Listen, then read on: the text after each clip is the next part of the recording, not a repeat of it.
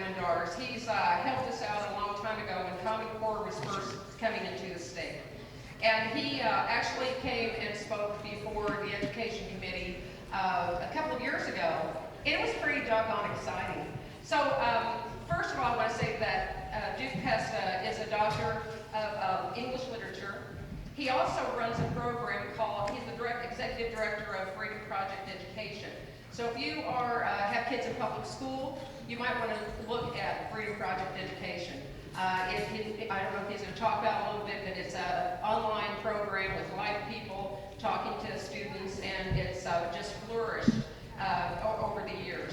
But we've had him as a guest in this state numerous times, again, mainly to talk about the dangers of Common Core, and he's going to be talking about some more dangers now. But the most interesting thing is when he came and talked with the Education Committee, he's very impassioned about education and the youth of America. And they actually, the liberal press, said that he was screaming at the folks in the committee. And that could be nothing further than the truth. He's just highly excited.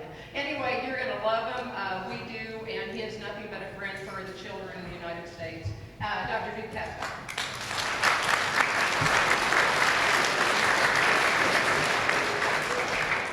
Believe it or not, I still haven't said a word to Barbara.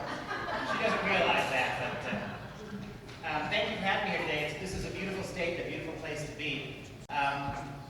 Universities. What Mark said was really important. A lot of great stuff in Mark's presentation. Universities are the most marble-cakey, socio-political places we have in the entire country, even more than government. So what's going on in your universities, that's the subject of my talk today. What's going on in your universities accounts for so much of what Mark talked to you about. Where are most political scientists found? In universities, right? The economists who engage in this kind of discourse, try to game the system, find most of them in universities. And I think education, and this is kind of probably the most obvious statement ever made, even though most of us don't pay attention to it, that perhaps the singular place we should be focusing our attention, more than the ballot box, more than the economy, should be our schools. Because we understand but how many of our grandkids do. We understand but how many of American school kids are getting an education that would allow them to understand what you stand for today. And the answer is very few. I run a school from kindergarten through high school, so I see it. I've been a 25-year university professor. I see it there as well. And so what I want to talk to you about today is what goes on in universities, how bad it's gotten, and maybe a little bit of what we can do about it. The title of my presentation is, Are You Sure You Want to Send Your Kids to College? A lot of you are shaking your head no. But going back to what Mark was talking about, right? How often do people work against their own best interests, right? We've created a system here, a progressive system, in almost every aspect of American government and education, where we're training you to work against your own best interests. How many American moms and dads think in every single instance it is in their best interest and the kids' best interest that they go to college? 98, 99% of them maybe? And yet, you spend your whole life trying to give your kids a solid education. You want to make them responsible. You want to make them polite. You want to make them faithful. You want to make them patriotic. These people are sending their kids to universities whose almost sole mission is to kick that out of them. How do we have a system?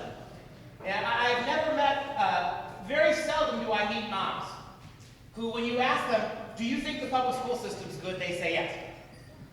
And 98% of those moms still have their kids in those public school systems. And this is the kind of thing I think Mark really made a great point about. Do we want to send our kids to these colleges? Do they need it? I'll give you some advice at the end of the talk about how your kids can do well without college, because they really can. But before we do that, we have to examine a few things. I want to give you a sense of just how bad it is. Talking to Barbara on the way over here, Dorothy, people involved with education in your state, you just hired a new president whose name, ironically, is Trump for Boise State University, right? And that's just too precious an irony not to comment on. And what is her whole agenda? What is her whole platform for the biggest university in your state? Socialism and inclusion and diversity and progressive politics, right? And so we find ourselves back with this. So look at some of the things that are going on here. Every time I give this talk, the day before, I look into the educational news of yesterday, and I put these fresh slides up there for you. So, because you could rotate these out every single week. To give you some example of how universities think. Shows you how fascist and draconian the new radical progressive politics actually believe that heterosexual is somehow biological, somehow natural, somehow normal. Well, that's called heteronormativity, and it's bigotry. So all that's stopping this poor professor from engaging in the kind of sexual relationships with children that he envisions, quite graphically, is you, right? That's what's going on in your college campuses. And by the way, how many students every semester does this guy teach about this stuff? You go further. Feminist scholar slams hot wing eating show for inequitable gender hierarchy. Yes, indeed, that's right. You're actually paying somebody a fat professorial salary and guaranteeing they cannot be fired, and their entire research paradigm is investigating professional eating contests for gender bias. Here's a statement from her article, her book. The problem, of course, is gender binaries, which create power hierarchies by feminizing dainty, light and sweet flavors in foods, eaten in small portions with restraint. So in other words, Professor Emily Contois of Tulsa University. This is literally what passes for research on your college campuses. When you hear from your state legislators that we need more research jobs at universities, 99% of it isn't fusion. It's this stuff, right? Most of what goes on is research at college campuses, particularly in the sociology department, the social sciences, and the humanities, which is 3/4 of your typical university, is this kind of utter, unremediated garbage. Another one. Campus Women's Center offers support for chest feeding. So what they're doing is they are providing male students who think they're women with fake apparatuses that allow them to breastfeed. And they're paying for it with your tuition dollars. The University of Northern Colorado's Center for Women's and Gender Equity offers support for both breastfeeding and chest feeding, the latter of which is a term used by transgender advocates to refer to trans men who breastfeed their children. So, and we're talking to Barbara and Dorothy, this is one of the main things you're having to fight here in the state now, right? One of the biggest flavors of the month is this anti-biological argument that it's not just gender they're arguing to your kids is relative. Biology is relative. Your kids are being told, getting told at my university, that biology itself, if you insist upon it, is discriminatory. And so, I have spent each of the last I'm a tenured professor at the University of Wisconsin. Each of the last 4 years, I've had students file Title IX complaints against me, simply on the basis of the books that I've been teaching. I teach things like Shakespeare, I teach the Bible, I teach classical Western literature, I teach things like C.S. Lewis. Inevitably, these courses are all elective. So the kids don't have to take them. There's 1,000 courses they could take to satisfy their electives, but these kids end up in my classes. And when I teach Shakespeare was a Christian writer, Christianity is all over his plays, I explain the Christianity, and inevitably it drives them crazy. So I spent 4 years ago, $12,000 on lawyers, 3 years ago, $17,000 on lawyers, last year, $16,000 on lawyers, and this year, $19,000 on lawyers. I figured it out. I've spent 30% of my salary each of the last 4 years on fighting these stupid complaints. Because there is no punishment for kids who file bogus complaints. In fact, they're encouraged to do so. Obama tweaked the Title IX legislation, which used Title IX, back in the 1970s when they created it, the only purpose of Title IX was to give girls a fair shot at playing college sports. It has morphed into now, anything you say that a female student doesn't like, they can bring you up on federal charges. Now, each of the 4 years, I've won those cases. But it's taken me thousands of dollars of lawyers' fees, right? And all those cases are still in my permanent tenure file. Inevitably, what they're going to say is, yes, the crime or misdeed. However, he's got 47 allegations against him. That's how they work this kind of thing. 2 years ago, I was teaching Shakespeare, and I was teaching C.S. Lewis. C.S. Lewis and Tolkien, two Christian writers, two obviously Christian writers who write obviously Christian things in an elective class. Well, one student who, her name was Marissa, but she identified as Mars, she was transgender. And she accused me in a federal way of offending her politics. Literally, she said that in her complaint, she wrote that as a Democrat, I'm offended by the politics of C.S. Lewis. And Dr. Pesta offended me by teaching them. Now, my lawyer immediately wrote the university and said, hey, there are no federal protections for politics. Race, class, gender, they're all protected, but there is no protection whatsoever for politics, which means I could have said the Democrat Party is creepy, weird, and stupid. And technically that's protected speech because politics is off the table. So we wrote the university and said, hey, you can't investigate Dr. Pesta because there is nothing here. There's no university that protects political worldview. There is no state or federal government laws that do. Instead, the university engaged in a 3-month investigation anyway that cost me another $10,000.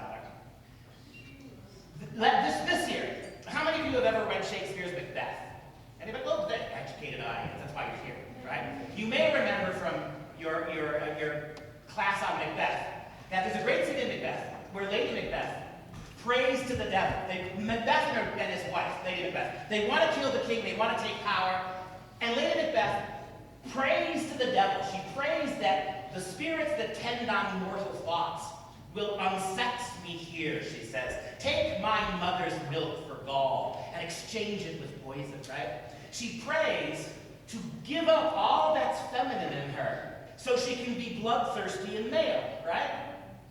Well, I can imagine what happened when I taught that just this past semester to a group of undergraduates. One student went and complained. Here's the complaint against me. Dr. Pesta said that marriage is a religious institution between a man and a woman. And Dr. Pesta said that gender, whatever gender you associate yourself with, doesn't trump your biology. Now, do either of those two things sound problematic to you? Cost me $17,000 for saying it.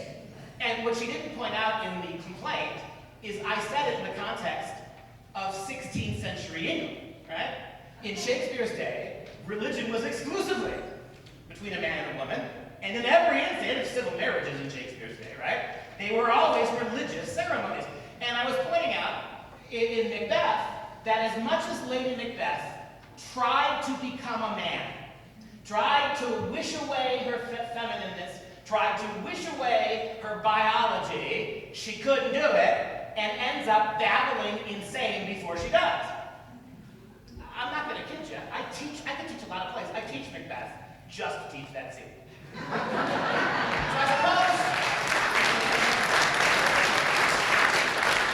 suppose on some level I deserve what I get, and it's the best $17,000. But this is the kind of stuff you have to deal with now. And so you know what most professors do. Given that the number of conservative, I happen to be both conservative and Christian, and I have never, ever, ever, 25 years, 6 different universities, never ever met somebody like me, who is both an English professor and then a Christian and conservative. Never, never, never. Great story. The problem with me is as Barbara, it's something if she out-talked me because I've got a big mouth. Can't keep my mouth shut. So I've gotten very famous on my campus. And I was walking, a couple of years ago, I was walking across campus in the middle of February, freezing cold Wisconsin day. And all of a sudden I hear this psst. And look over there. There's a guy standing around the corner in a trench coat. I think to myself, I'm going to get flashed on the coldest day of the year. I walked over there because he was very distinguished looking, this guy. White beard, right? So I get over there and he says to me, "Are you Pesta?" I said, "Yes." He tells me he's the chair of the chemistry department.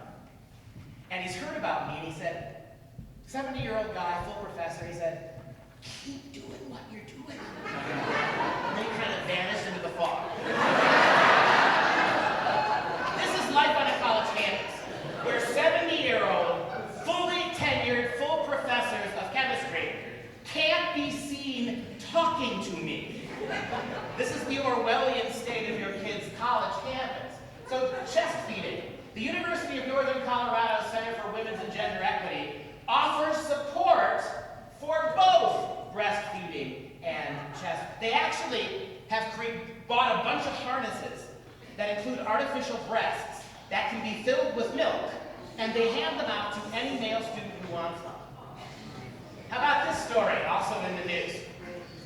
Professor argues fossil fuels contribute to toxic heteromasculinity. Did you know that fossil fuels is the same thing as toxic masculinity? She invented the word heteromasculinity.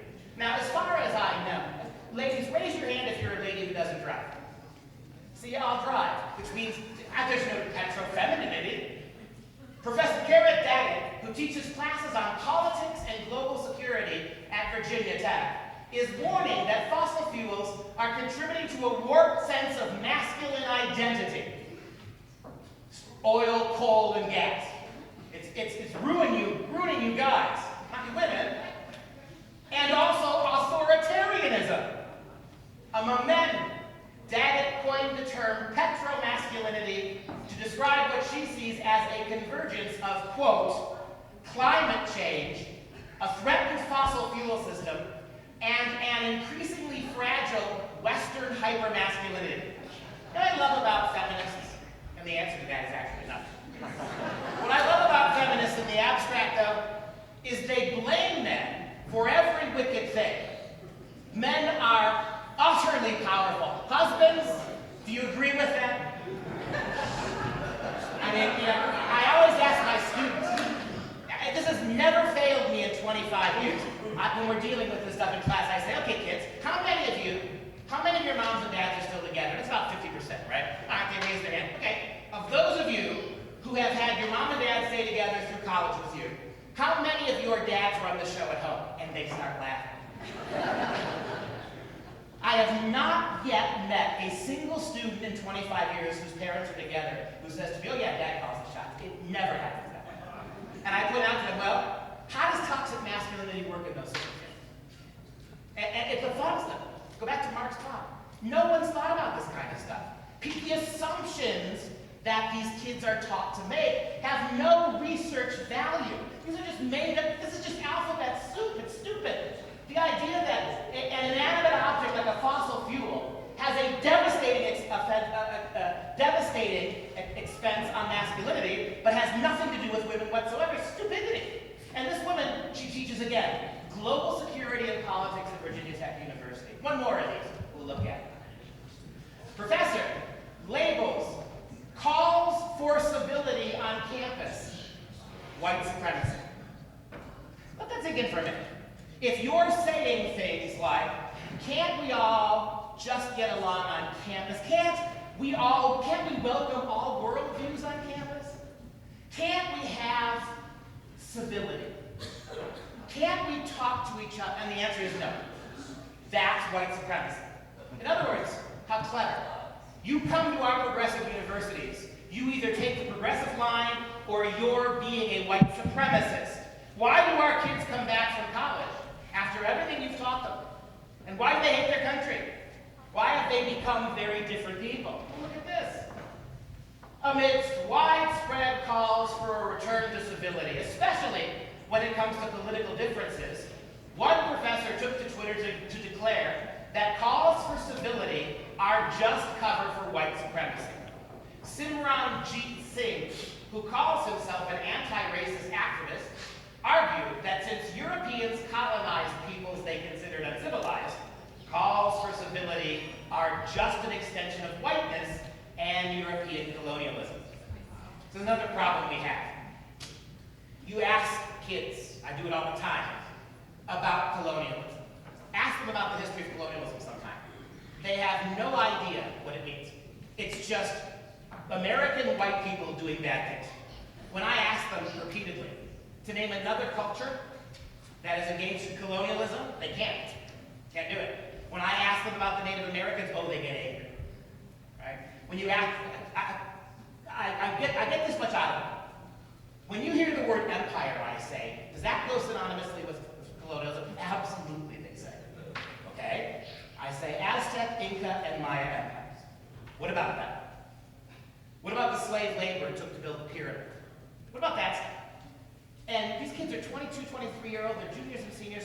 They've been in school since they were 5 years old, and they have never, ever had cause to consider any of those things. And so, you begin to see sort of what we got going on here.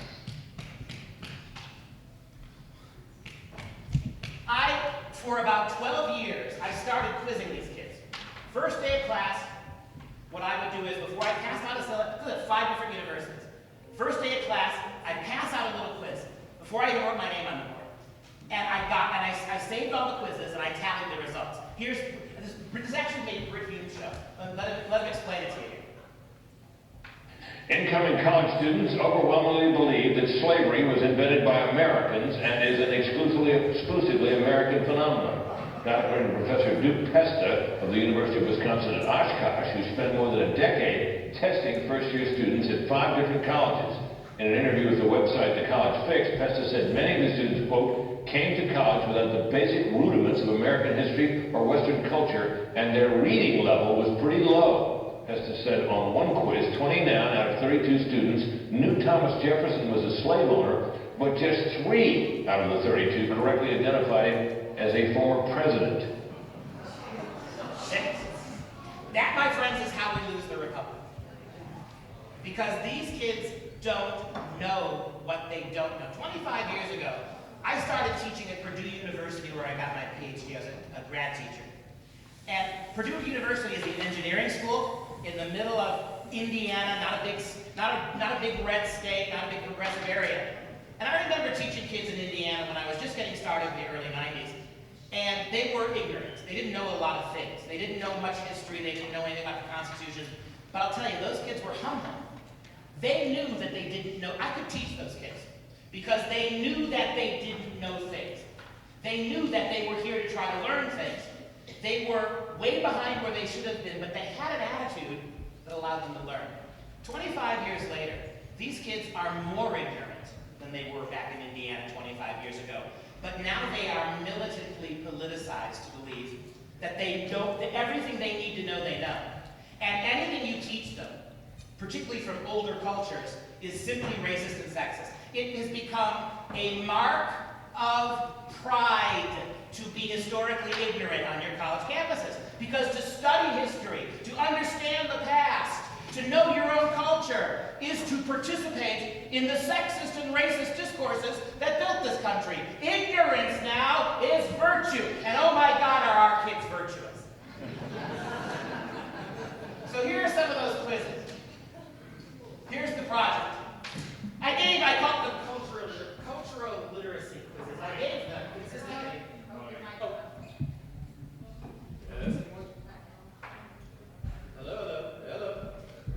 Hello. There we go. All right. Good, thank you. Hey, and by the way, I haven't clicked you once, bro. Just remember that. I gave these cultural literacy quizzes consistently for 11 to 12 years at 5 different universities and colleges. Purdue, University of Tennessee at Martin, Versailles College, Oklahoma State University, and now the University of Wisconsin. I estimate conservatively that I administered over 1,800 of these quizzes in that span. I didn't save all the paperwork moving, but I tallied all the scores for the ones that I had. Here's some of the responses. So basically, I asked the kids this question. Excluding the United States, name just one slaveholding nation over the last 2,500 years of human history. And they couldn't do it. I mean, a lot of these kids knew a little bit about the Bible. They couldn't mention Moses and Israel. It was at 80% of those kids at 5 different universities in radically diverse parts of the country could not name a single nation that had ever held slaves. See, that's the problem, right? They don't recognize that slavery is a world phenomenon. I mentioned the aforementioned empires of the Aztec, the Inca, and the Maya, all slave-driven.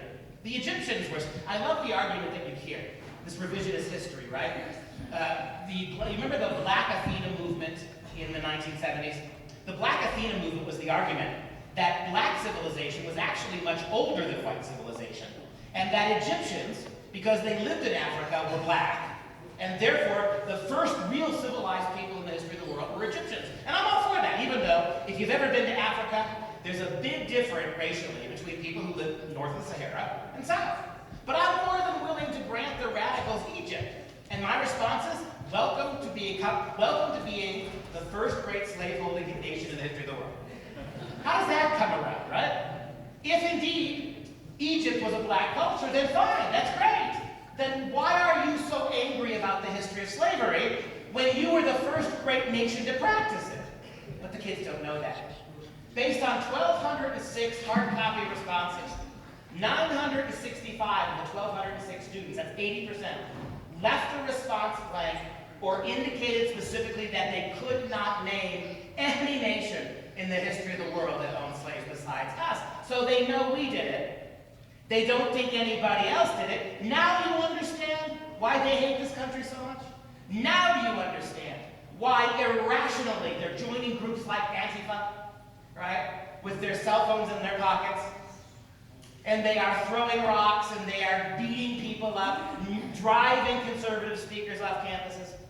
Because your professors don't teach them critical thinking, don't teach them actual history. You saw the garbage that your professors are teaching kids, right? How about this one? I asked them to circle all of the following who ever served as president. All of them, any one of them. Ben Franklin, Thomas Jefferson, Paul Revere, and Alexander Hamilton. The results? 801 of 1,206. Only 66% of those kids actually knew Jefferson was president. Only 66%.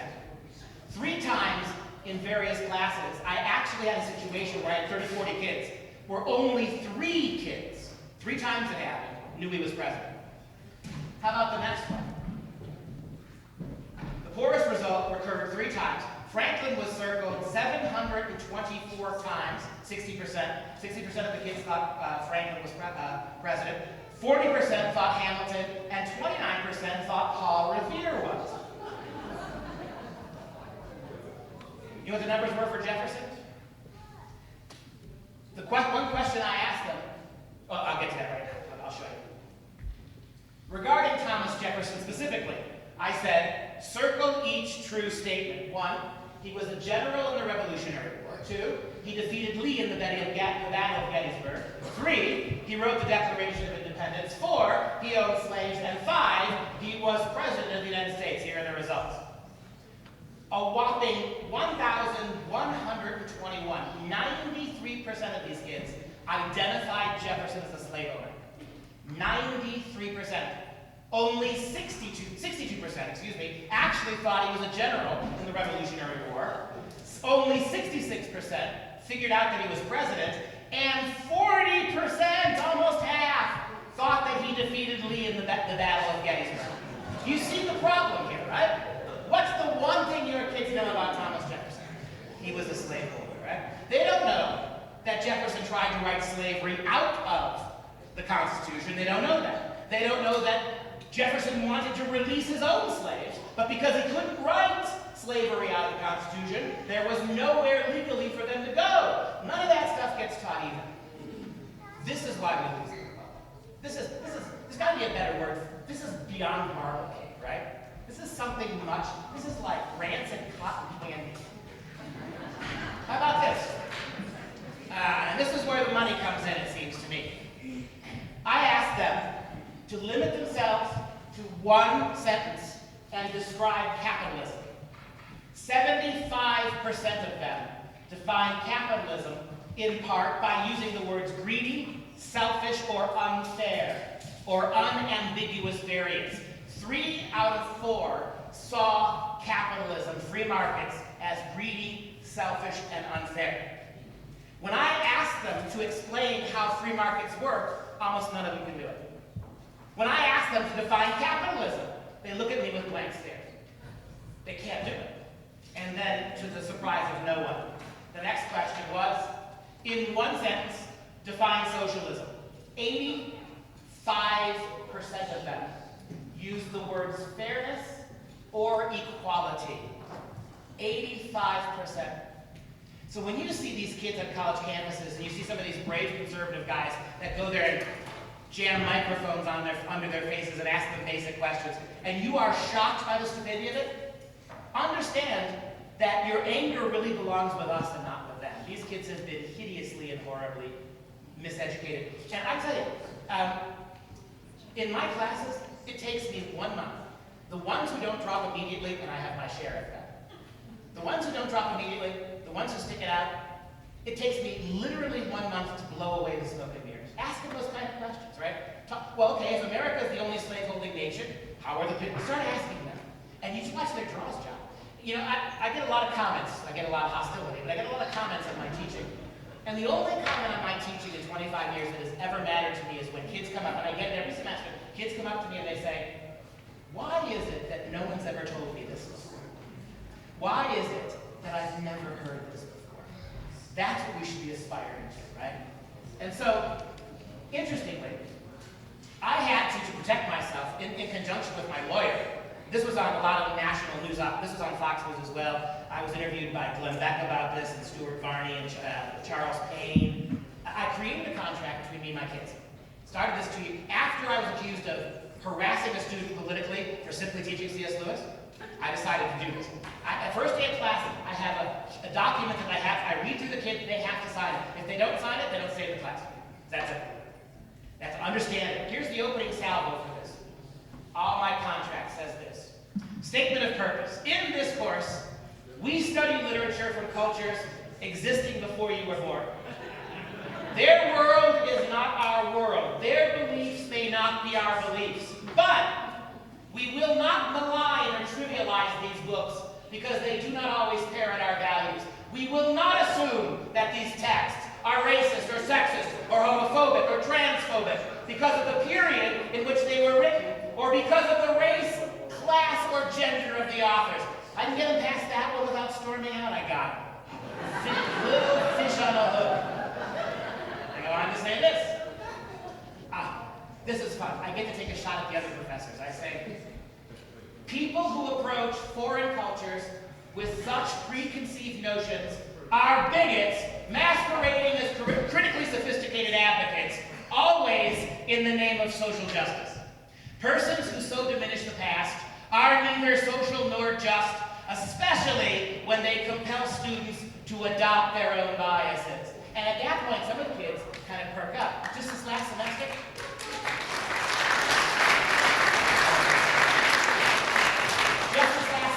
I had a kid we've got some little ones here. I will change the word. One kid, we got this one, kid pokes his head up and goes, holy blank! How do you stay here? How do you get to stay here? You know, my classes are about half filled with liberal kids. And they tell me, I don't always agree with you, but at least I get to say what I want. And at least I get to hear arguments, they say, that aren't strawmen. So we go out with this next one. I tell them, and they have to initial all these ones. I tell them after they sign it, please drop the class immediately if you are triggered by free speech, the free exchange of ideas, or people who express and defend ideas or opinions that differ from your own. Please drop the class immediately if you are triggered by open, direct, and adult discussion of issues, including but not limited issues of faith, war, violence, race, gender, sexuality, and class. All right? I have never yet had a single student not sign this. Even the ones who attacked me signed it the first day, and that was so great. After I just got accused this semester, and I had to write this 35-page response, I took the student who was getting mad and who got mad at me, and I just faxed the chancellor of the university her statement. How about this? This is a biggie.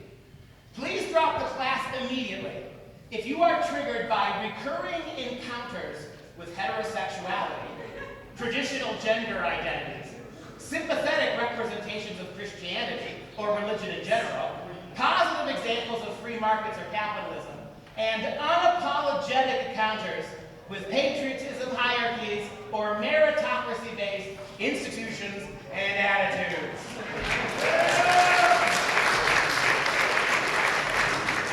The dean of students at my college, somebody sent him the videotape of me talking to Fox News about this, at which point he emailed my department head and said, I need Pesta's student contract right now. It's about a year ago. Set it off, never heard back. I guess I cleared legal on this, which is what they can do about it. How about this? This is a huge one. Please drop the class immediately if you feel entitled to censor the thoughts or words of others or insist they tailor their language and attitudes to your preferences. And the answer is no. This is how you get around the you better use my pronoun thing. Hey, I tell the kids in my class, I, as the professor, I'll call you anything you want. If you want me to refer to you as Gog Magog, Slayer of Universes, I'm going to do it, because I don't care about that stuff. But you have no right to ask anybody else. You can ask them, but they don't have to follow. If you're free to ask, then somebody else is free to say no. That's what free speech is based on. That's what universities have to go back to, or you're never going to teach these kids anything. How about this? I love the I understands, right? I understand as a student and adult that words, written and spoken, are in the most basic sense not the same thing as actual physical violence. And to pretend that they are makes it nearly impossible to engage in good faith discussions of texts, especially books from cultures that existed before your sorry little butts were born. So, by the way, I saw a lot of you taking pictures. Grab a business card from me at lunch. I'll email you the contract. You can have the whole thing. You can have the whole thing. Spread it around. I have no copyright. The more people doing it, the better. What I love about this is every kid has signed it, even the few that complained. Every kid has signed it.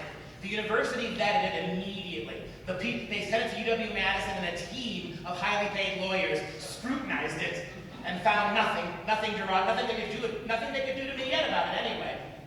But I'll tell you, more and more and more of these progressive kids, it's amazing how they appreciate it. I'm not changing their mind. Shakespeare's not going to get them to become Christian.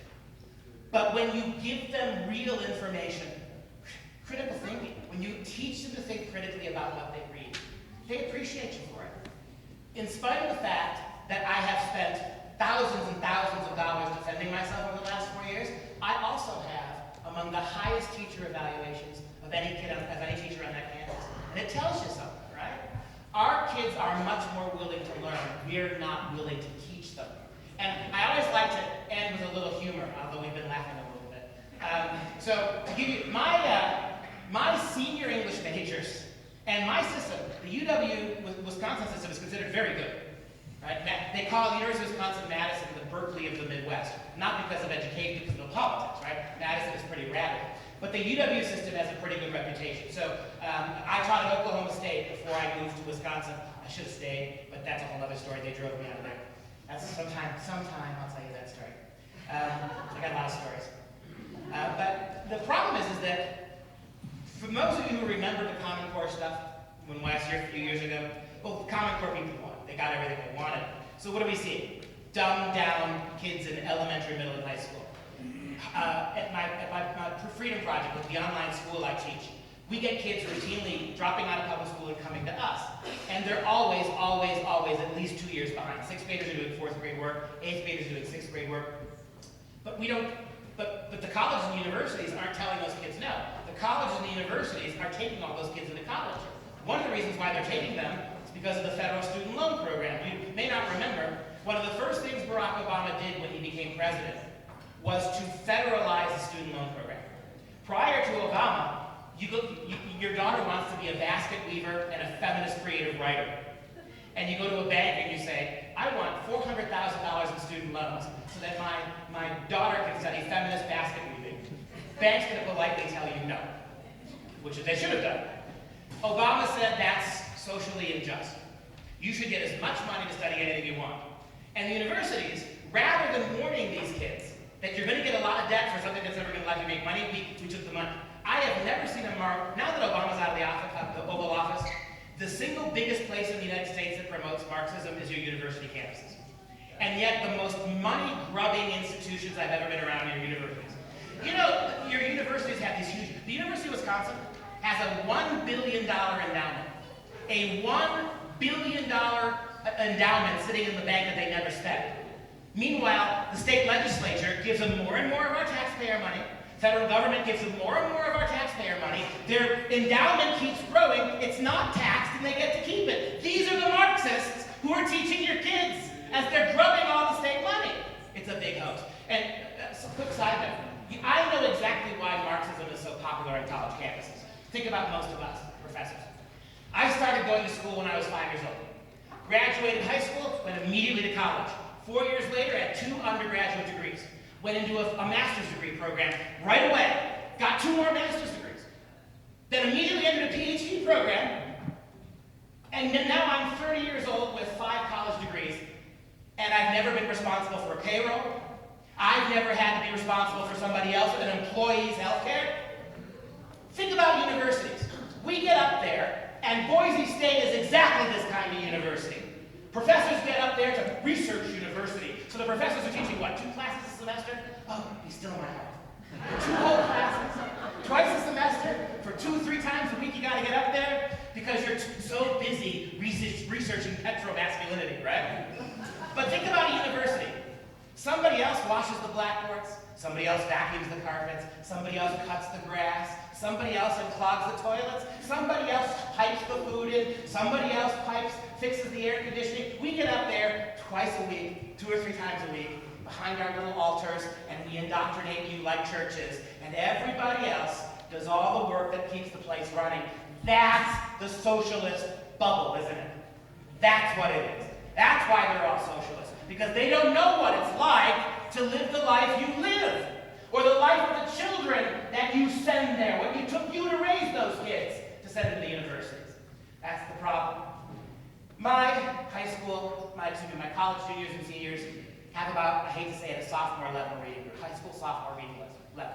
So kids graduating read about freshman high school level. These are graduating English majors.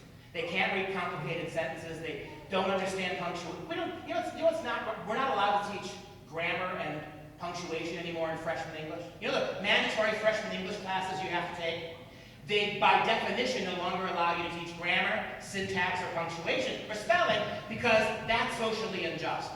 If a kid shows up on campus who doesn't know how to spell, you should let her speak her dialect. To tell her there's one correct way to speak English is colonialization. So think about it. If your kid's freshman English class isn't about English, what's it about? It's about indoctrination and ideology and socialism, right? So to leave you on a somewhat funny note, sad, tragic note, I've compiled some examples of my kids' student writing. Ready for this? Now remember, I teach classes. Here's one of my favorites. Socrates was a famous Greek teacher who went around giving people advice. They killed him.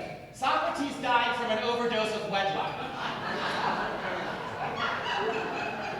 The yellow on top is what I wrote back. It's going to get us all, buddy. Here's one. My response was, I didn't even know he was Jewish. Here's what the kid wrote. The Renaissance was an age in which more individuals felt the value of their human being. Martin Luther was nailed to the church door at Wittenberg for selling papal indulgences. He died a horrible death, being excommunicated by a bull. Gutenberg invented the Bible. Sir Walter Raleigh is a historical figure because he invented cigarettes. Another important invention was the circulation of the blood. And this is painful. Sir Francis Drake circumcised the world with 100 flint.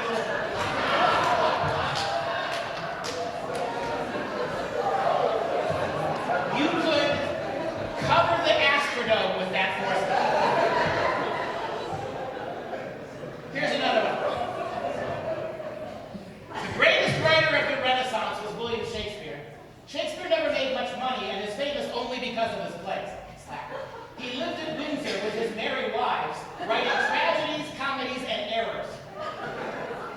In one of Shakespeare's famous plays, Hamlet rations out his situation by relieving himself in a long soliloquy. I guess that would be to pee or not to pee.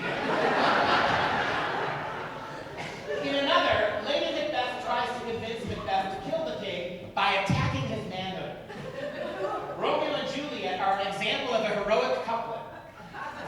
Writing at the same time as Shakespeare was Miguel Cervantes. He wrote Don Quixote.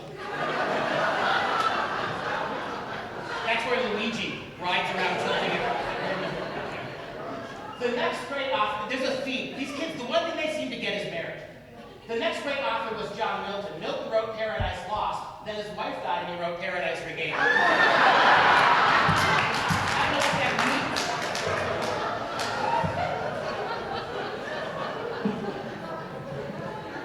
Quote, the government of England was a limited mockery.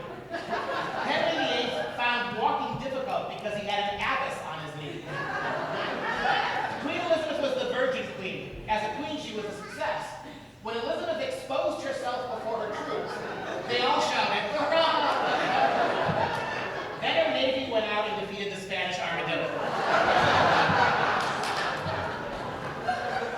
And this is short, but this is my favorite.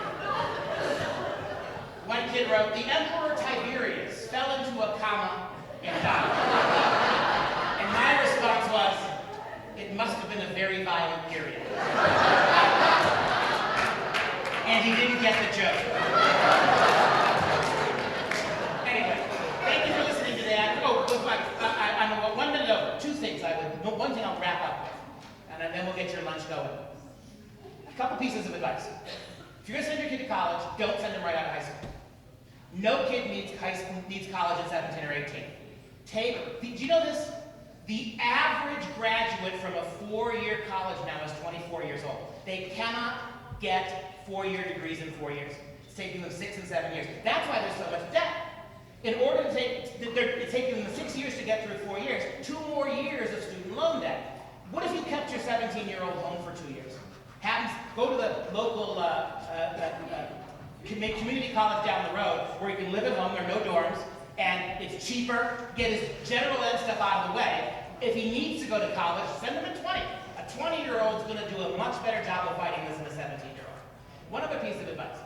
You all know the professors are bad, and you all know that the classrooms are a problem, but here's the thing. Professors know that they're being watched. How many times in the last year has some enterprising kid cell phone recorded his idiot professor saying stupid things about Donald Trump? It comes back to bite them, right? As bad as the classrooms are, the dorms are the worst place for your kids in a college campus. The dorms are actively politicizing your kids. The dorms don't have to follow classroom protocol. In dorms, they can be as one-sided and political as they want to be. You think dorms are about preventing panty raids and organizing mixers. It is 100% social justice activism going on in those dorms. Don't let your kids live in them. And if your kid wants to go to a college that mandates living in the dorms for a semester, don't send your kid to that college.